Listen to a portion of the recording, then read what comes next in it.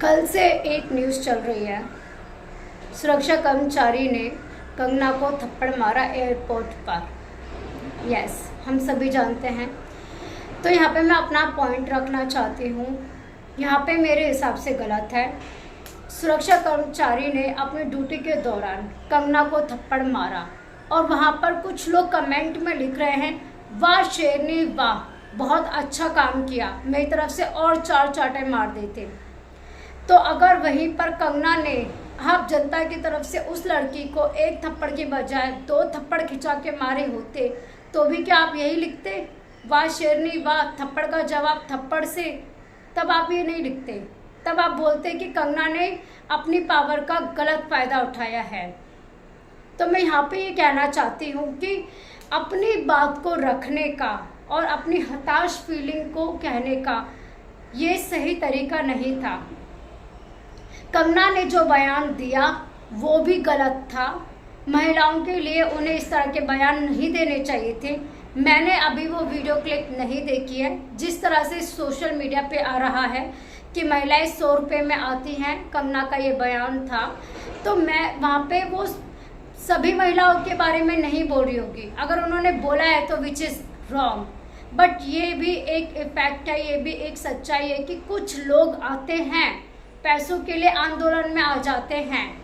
कुछ लोगों को सच में इतने बेरोजगारी हमारे देश में इतनी ज़्यादा हो चुकी है, लोग क्या करें। कुछ लोग मस्तीगिरी में आ जाते हैं, एंटरटेनमेंट के लिए आ जाते हैं। मैं सबको नहीं बोलूँगी, मैं यहाँ पे सबकी बात नहीं कर रही हूँ और मैं इसमें महिलाओं को तो शामिल बिल्कुल भी नहीं करूँगी, क्योंकि महिलाएं जो होती हैं वो ऐसे ही आंदोलन पर नहीं बैठ जाती हैं। बहुत आत्मस्वाभिमानी होती है, वो अपने सम्मान के लिए, अपनी बात के लिए आंदोलन पर बैठती हैं। तो जितने भी हमारे देश के जो राजनेता हैं उन्हें बहुत सोच समझ के बयान देना चाहिए, क्योंकि आपके बयान से देश की जनता पर असर पड़ता है। मैं उस महिला की फीलिंग्स की भी रिस्पेक्ट करती हूँ और मैं उन सभी महिलाओं की रिस्पेक्ट करती हूँ जो आंदोलन पर बैठी हुई थी। और कंगना को इस तरह का बयान नहीं देना चाहिए था, बट ये भी तरीका सही नहीं था। एयरपोर्ट पर आप अपनी ड्यूटी के दौरान एक सुरक्षा कर्मचारी होने के बावजूद आप साइड से आते हो और आप हिट करते हो, थप्पड़ मारते हो। और जहाँ पे लोग शेरनी लिख रहे हैं, शेरनी कभी चुपके से वार नहीं करती, शेरनी आँख से आँख मिलाकर वार करती है। और ये तरीका सही नहीं था। अगर कंगना मार देती तब आप बोलते कि अपनी पावर का गलत फ़ायदा उठा दिया।